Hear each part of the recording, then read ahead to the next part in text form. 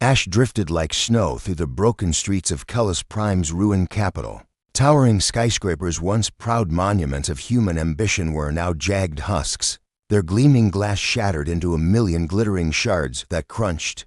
Underfoot, the sky above was a dull, bruised gray, perpetually veiled by smoke that even the strongest filtration fields could not fully clear. Here and there, the charred skeletons of trees stood like silent sentinels, their branches stripped bare by plasma fire.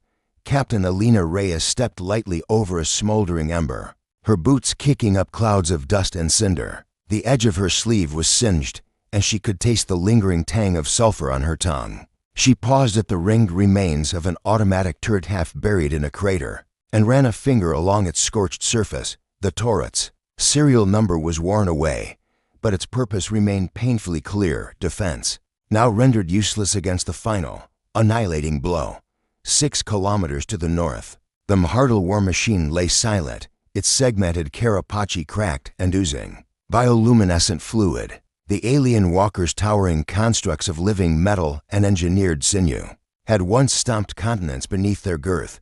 Now they wrenched at their own connectors. Broken and inert, Mhartal engineers in ragged robes hovered around one of their fallen colossi, voices low and urgent as they attempted repairs that could never restore what had been lost. Alina's task was simple. In theory, find any survivors, coordinate aid, begin the slow work of rebuilding. In practice, it felt as though she were crawling across a graveyard, trying to coax life from dust. The last transmission bridge of the cruiser Phoenix's dawn was darkened save for the faint glow of emergency panels. Red lights pulsed at regular intervals, casting every face in a macabre crimson. The warship, once a flagship of the United Earth Coalition, had been gutted by Mhartal biopulse weapons. Bulkheads were scorched, conduits choked with alien biomass, and dozens of crewmen lay in cryohambers that would never thaw. Alina stood before the central holo display, where a looping recording flickered. "This is Captain Alina Reyes of the UEC Phoenix's Dawn. To anyone receiving this, declare the ceasefire. The war is over. I repeat, the war is over." Her voice, recorded 2 days ago, sounded distant and incredulous even to her own ears. Around her, the remaining officers exchanged hollow glances. Commander Leroy Chen, the ship's executive officer, fiddled with a damaged datapad, his jaw clenched. Lieutenant Maris Vanta, one of the few engineers spared by the last salvo, hovered at the console, her dark eyes reflecting both hope and fear. "No responses," Maris reported. "All comm buoys are silent. The Mhartal hold their position, but they're not broadcasting either." Leroy snorted softly. "Dead ships, dead planets. Why bother signaling a ceasefire if there's no one left to hear it?" Alina closed her eyes. "Because we have to believe there's someone out there who will listen." She keyed the mic. "Helm, set us a course for the closest settlement cluster. 12% impulse.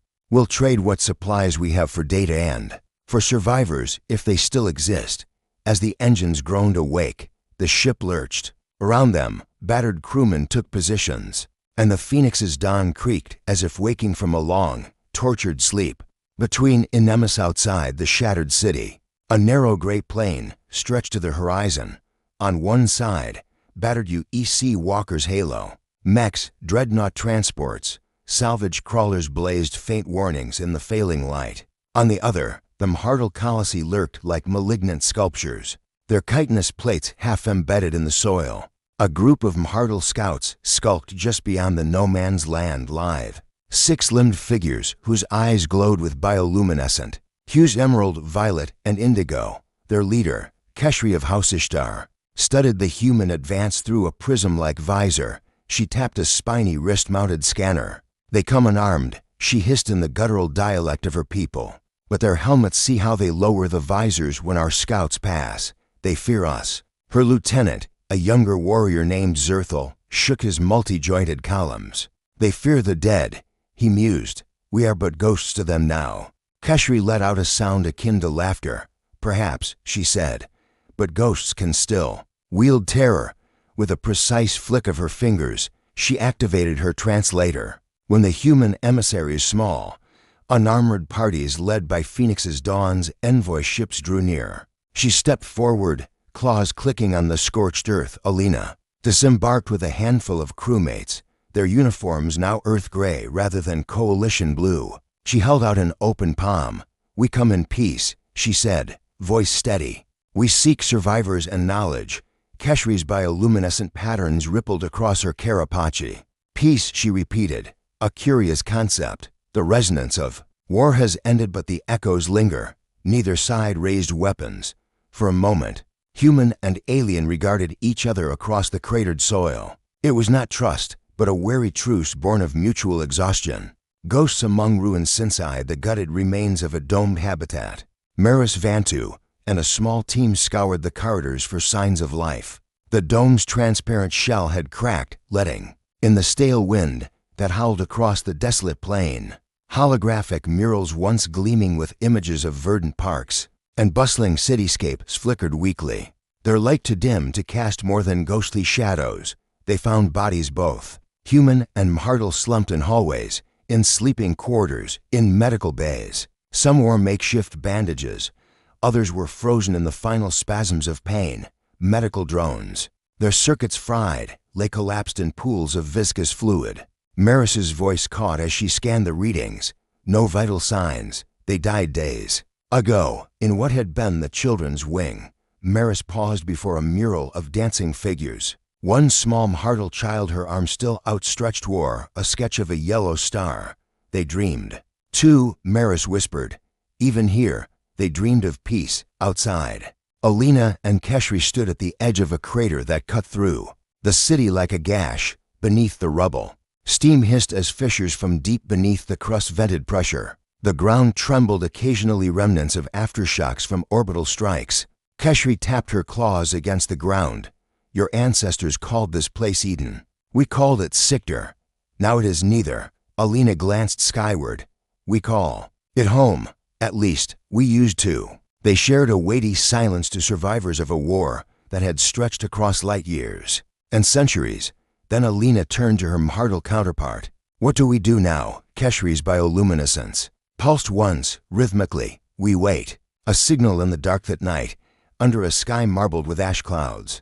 The settlement's fusion generators hummed through the darkness. Small clusters of humans and mortal muttered prayers, or stood vigil at makeshift memorials. At the periphery, wild grasses engineered to sprout from the toxic soil fluttered like despondent flags. On the bridge of the Phoenix's dawn, the sensor room crackled to life. Lieutenant Anwar Juarez, eyes fixed on the main display, frowned. "Captain, you should see this." Alina hurried over. On the holo grid, a single pinpoint light flickered far beyond the settlement's perimeter, farther than any known lunar or orbital station. It pulsed once, then vanished.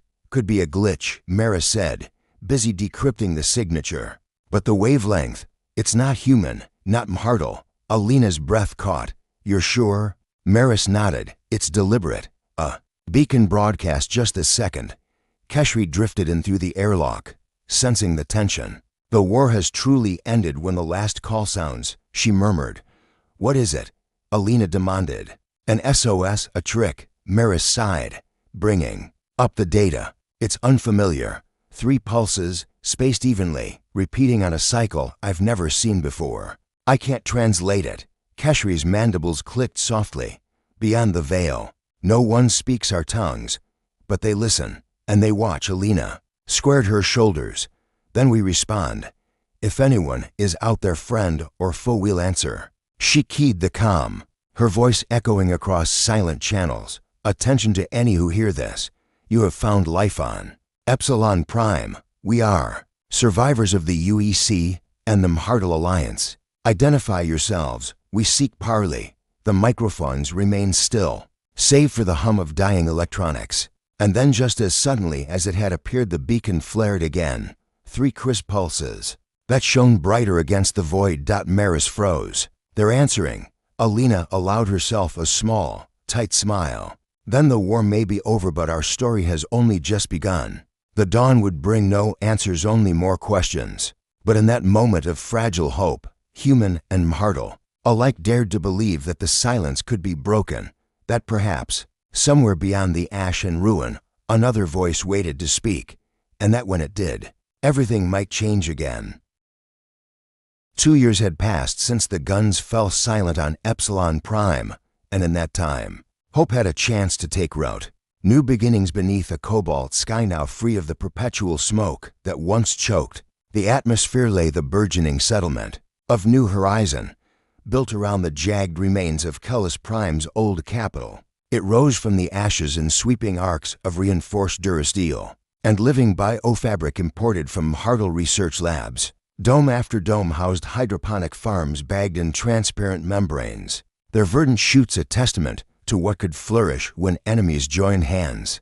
Captain Alina Reyes stood on a balcony overlooking the central plaza, now paved with polished obsidian tiles. Children, human and Hartle alike, skated along hover pads in laughter that sounded almost alien. After years of war cries, vendors at the market stalls sold bioluminescent fruits alongside stir-fried tubers from Earth, while musicians on raised stages coaxed hybrid melodies on instruments combining human strings with Hartle resonant chambers. Alina had shed her uniform entirely, her hair now cropped short in the practical style of the frontier. As humanity's ambassador to the Council of Reconciled Worlds, she wore only the Council's insignia pinned over her heart. 3 interlocking circles, one human gold, one Hartle emerald, and the third a swirling opalescent sheen representing the promise of the resonance.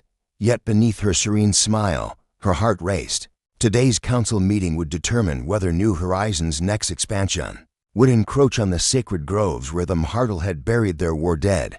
Council of Reconciled Worlds. Grand Chamber of the Council occupied the apex of New Horizons' tallest spire. Its walls were woven from living crystal harvested from deep caverns, transparent, yet shimmering with shifting patterns of color. Holographic displays floated above each delegate's seat, projecting data in midair, statistics on resource production, progress on atmosphere stabilization, and the latest reports of xenolinguistic breakthroughs. By custom, the opening ceremony began with the silence of remembrance. Holographic candles flickered across the chamber as Alina rose to speak. We gather not only as survivors, but as architects of a new age. Yet, she paused, meeting Keshri's multifaceted gaze across the days. We carry wounds both fresh and deep. Let us honor the past even as we forge our future. A hum of assent rippled through the assembly. Among them Hartle delegates, bioluminescent patterns pulsed in intricate rhythms. Grief, respect, cautious optimism. Humans applauded solemnly. But when Alina brought up the agenda item, Proposal B47, expansion into the Umbra Groves for additional hydroponic terraces, the chamber's tone shifted. Murmurs of protest swelled. Dr. Elon Voss, the head of the UEC's Xenobiology division, rose from his seat at a data console. A tall man with a shock of silver hair and perpetually ink-stained fingers.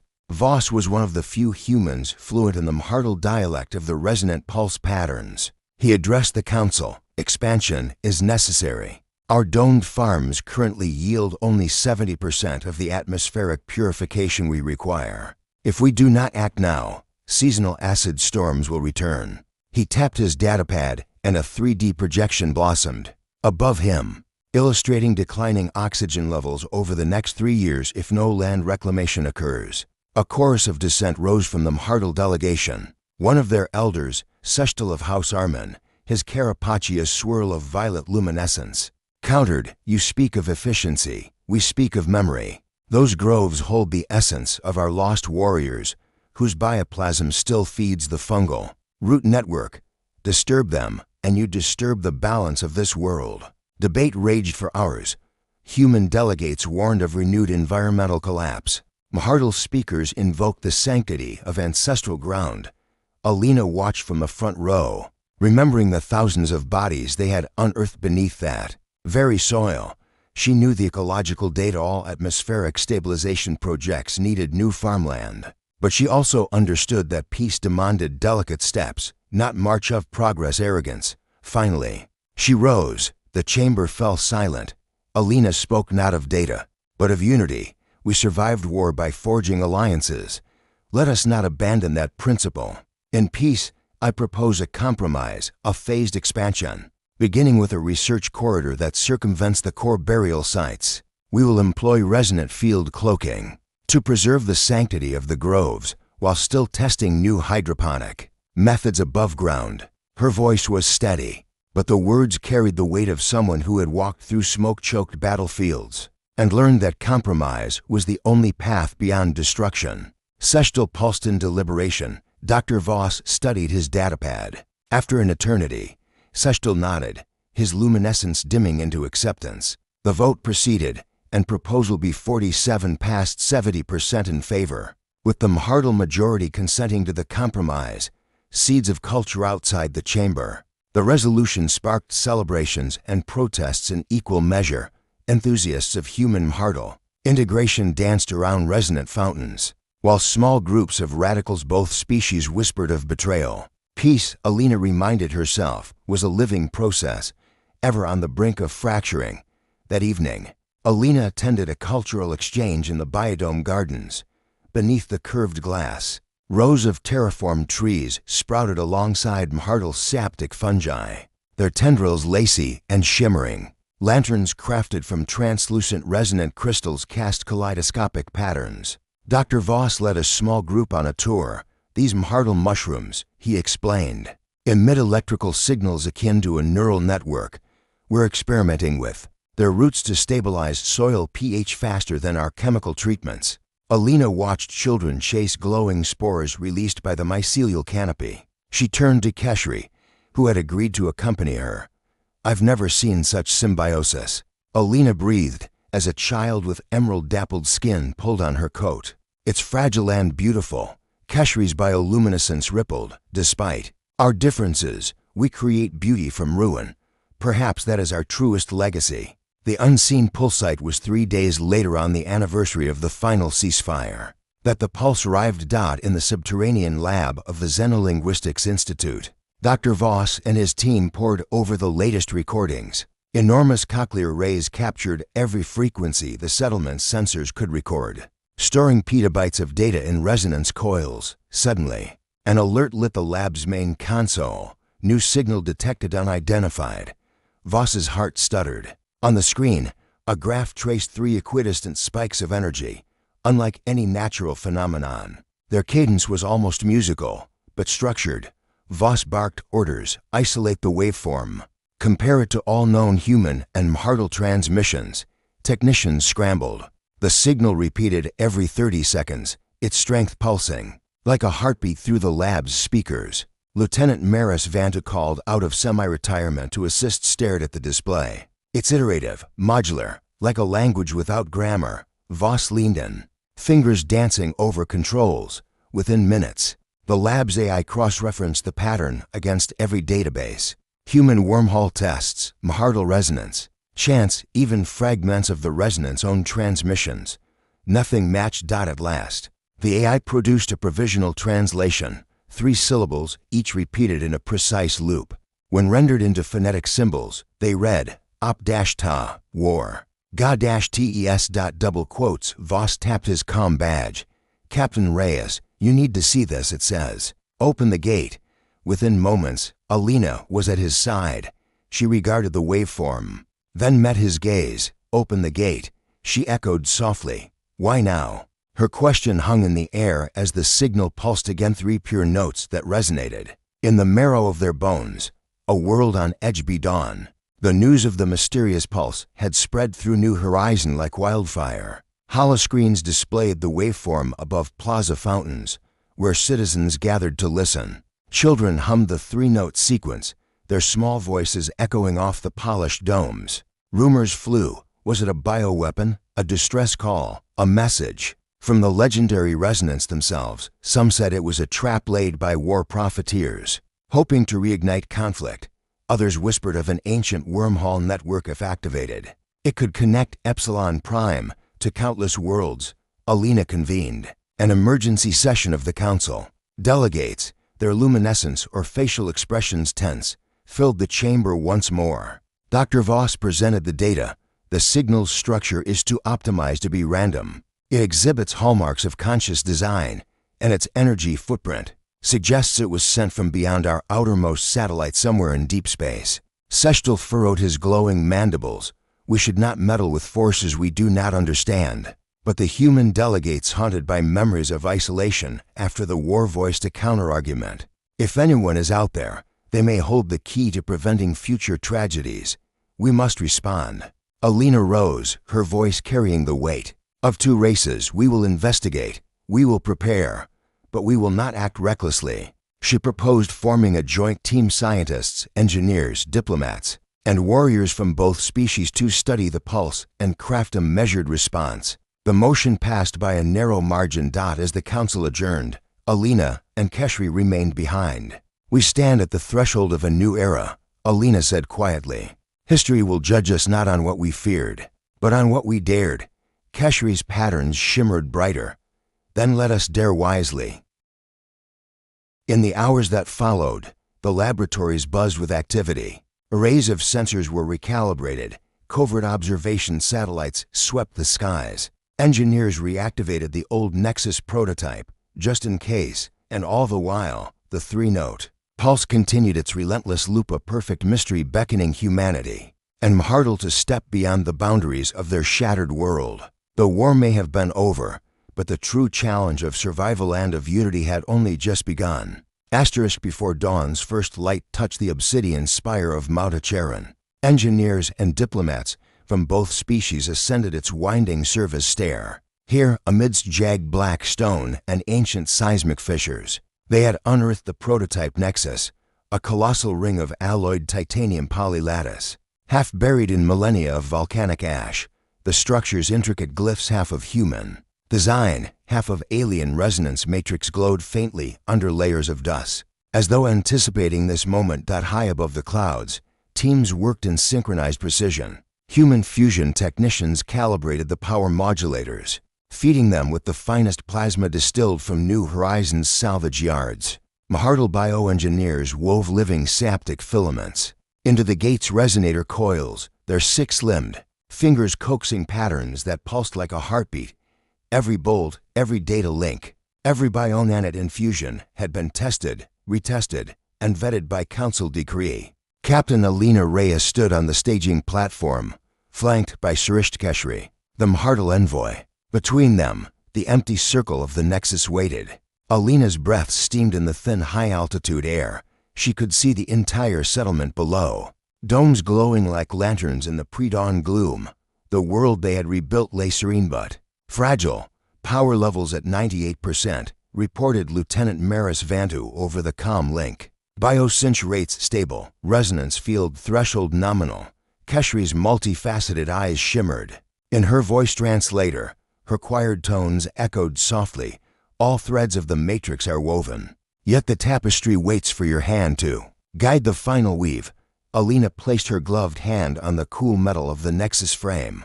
Then let us begin. To ignition sequence at exactly 5:17 local time, the control console lit up in cascading glyphs. Alina and Keshri pressed dual activation plates, symbols of unity engraved in human script, and Mhartl resonance runes. A low hum began deep in the mountain's core, rising swiftly to a roar that split the silent air.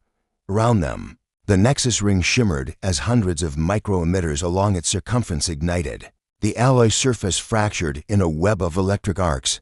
Plasma tendrils leapt from emitter to emitter, tracing arcs of pure light. They converged at the ring's center, where gravity coils warped space itself, bending the starlight behind them. Below, 100 support drones and Sentinel mechs lowered their shields, their sensors fixed on the emerging anomaly. Engineers monitored readouts, subspace fluctuations, tachyon precursors. Dimensional shear metrics, all within expected tolerances. Still, none could have prepared for the raw beauty of the moment. As the final stabilization lock clicked into place, the center of the ring tore open with a sound like a cosmic sigh. A swirling vortex of cerulean and violet bloomed its surface, alive with ripples that reflected every star in the sky. The portal stood not as a weapon or a ruin, but as a doorway to the infinite. 3. First passage for a heartbeat. No one moved. Then Alina exhaled and signaled the advance team forward. A scout vessel, the Horizon's Light, a slim reconnaissance craft outfitted with both human and Mhartl sensors, glided through the gate's threshold. Its hull shimmered as it passed through the field, radio silence for 5 long seconds, and then a burst of data entering alien space. 3 vessels on approach, unidentified. No hostile signatures detected. Alina's chest tightened. They've come. Behind her, Keshri's bioluminescence pulsed bright teal excitement or warning. It was impossible to tell. A second ship slipped through, then a third. Each vessel was more astonishing than the last. Hulls grown like shells, iridescent surfaces rippling with living light. Their forms defied human engineering, organic architecture woven into cosmic art. On the observation deck, Ambassador Dariumlin raised her binoculars, an archaic gesture by today's standards, but one that recalled countless first contact protocols. In her holographic display, she overlaid resonance signatures and energy readings, all beyond the human or Mhartal databases. They're stabilizing within minutes, she reported. No distress emanations. Their fields, they're harmonizing with ours. 4. The resonant envoysments later. The air around the nexus shimmered as the first resonant envoys emerged on foot. If they could be called that, they were tall, sinuous beings whose skin undulated in bands of prismatic light. Their limbs tapered into tendrils, and where a face should have been, pulsed a single crystalline eye that shifted colors with every breath. Without uttering a word, they raised their hands 3 digits each in a gesture of greeting. Then, a cascade of sound filled every mind present, a chorus of melodic tones. Neither human language nor Mhartal clicking, but a perfect synthesis of both. The message resonated directly in thought. We are the resonance. We have guided the confluence since its birth. You have opened the gate. Prepare. Alina felt a tremor in her bones, as though the resonance had reached into her soul. She bowed her head in respect. Keshri echoed the gesture in Mhartal fashion, folding her arms and lowering her Karapachi plates. The resonance responded with a harmonized shimmer, their light pulsing in approval. 5. Words without words, a translation. Matrix activated, projecting subtitles into every interpreter's field for eons. We watched as the war fractured the cosmic weave. Your union has mended the first tier. Now you stand at the threshold of the true confluence. Knowledge and balance await if you are ready to heed the resonance. The envoy's crystalline eye flickered, splitting their form into multiple overlapping images, an effect that obfuscated their true number. One stepped forward, extending a tendril that glowed like molten starlight.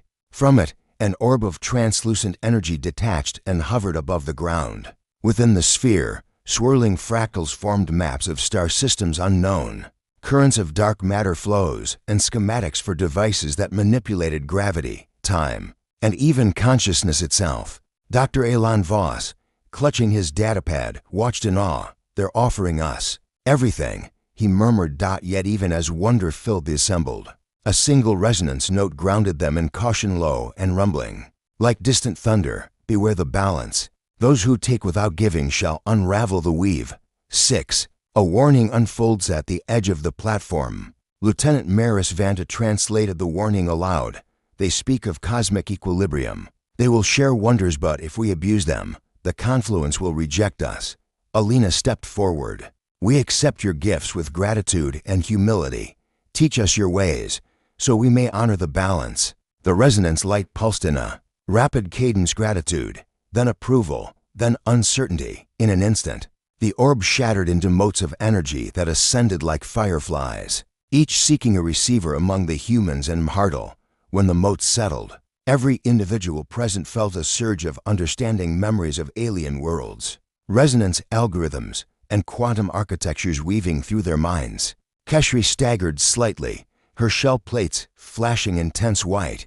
I see their minds, she gasped. The confluence is older than our histories.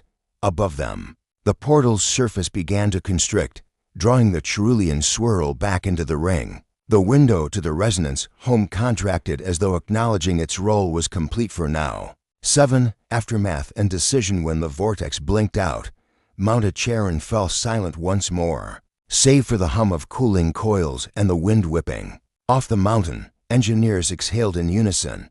The ambassadors exchanged stunned looks. Alina turned to Keshri. They've given us a glimpse, but not the key.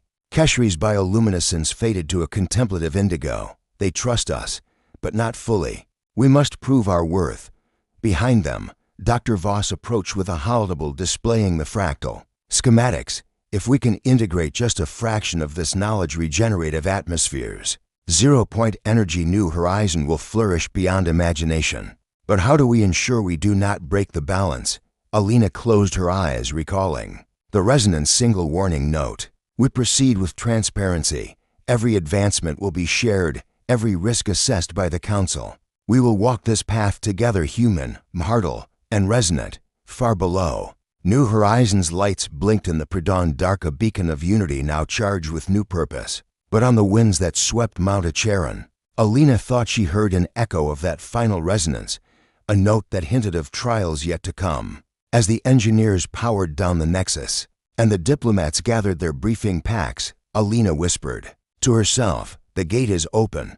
Now the true test begins." And somewhere beyond the veil, the resonance watched and waited to see if these fledgling allies would rise to the harmony they had been offered, or shatter the universe's delicate symphony forever.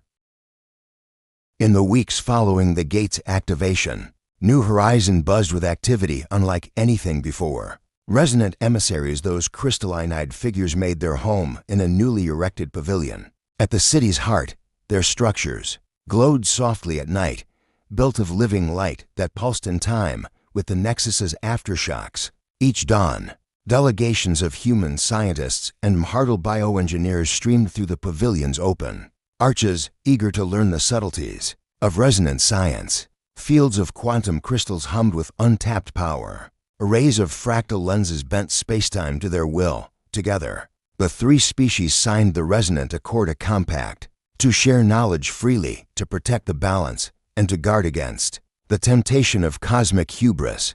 Captain Alina Reyes and Surisht Keshri stood side by side as the Accord's final glyphs were inscribed in living energy. We, the children of carbon, chitin, and resonance, vow to walk in harmony with the weave of the universe, honoring the gifts entrusted to us by those who spun the confluence. When the Accord consummated, the pavilion's entire structure brightened in a wave of light and unspoken blessing from the RESONANTS.2, the healing to Doinder, the Accord's guidance. The environments of Epsilon Prime transformed. Vast fields, once choked by acid rains, bloomed with crystalline flora that filtered toxins at a molecular level. Rivers long dead returned, coursing with pure water that supported schools of fish engineered from resurrected genetics. In the Great Dome's sanctuaries, soil restored itself in days rather than decades, thanks to bioengineered mycelial networks that carried nutrients faster than any pump. Mahardal engineers harvested living metal, their own alloyed sinew from resonant blueprints. They reforged the fallen colossi into towering terraforming constructs that moved like living trees, planting seeds and dispersing spores across the wastelands. Human agronomists monitored oxygen levels and biomass growth, calibrating compost cycles with quantum precision. And just for cycles of the planet's sunrise, the air cleared.